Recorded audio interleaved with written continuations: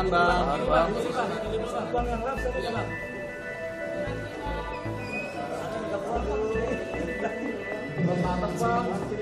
Oke ya, rekan-rekan ya, tolong bantu dikawal ya.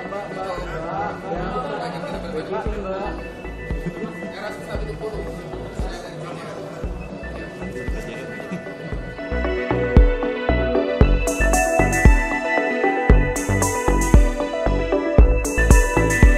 Misalnya dalam kasus ini, posisi Baradae dengan pelaku lainnya ya, saudara FS itu perbedaannya ada 18 jenjang.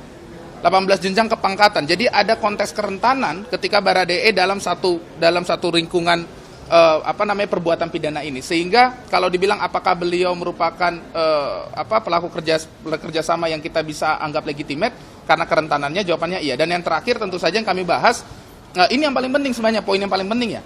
Apa pentingnya sih JC dalam sistem peradilan pidana? Kami juga menyampaikan ada beberapa, saya tidak perlu sampaikan panjang lebar ya, tapi dalam dokumen ini nanti kami akan kirimkan ke kantor rekan-rekan, harusnya dapat nanti begitu ya, teman-teman bisa baca. Kami juga melampirkan beberapa kasus keberhasilan justice kolaborator yang kemudian itu mengungkap kasus yang lebih besar. Jadi kepentingan kami ini bukan hanya soal Baradae, bukan hanya soal kasus ini, meskipun kasus ini juga penting, tapi ini pesan penting.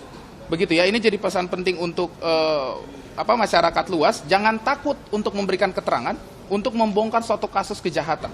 Nah ini juga penting untuk hakim dan jaksa, karena apa? Yang mendapatkan keuntungan, kalau kita mau pakai bahasa keuntungan ya, kan pembuktiannya ada di jaksa, ada di hakim. Jadi kalau jaksa dan hakim tidak mendukung sistem justice kolaborator, ya nanti penegakan hukum kita tambah sulit, apalagi kasus-kasus seperti kasus korupsi, kasus narkotika yang sangat terorganisir, yang sangat susah diungkap, justice kolaborator jadi penting. Jadi itu bagian yang paling penting. Jadi kita kasih lihat contohnya, kita beritahu kepada hakim. Saya rasa hakim juga sudah cerdas lah, beliau sudah tahu ya, ini kan cuma masalah dukungan.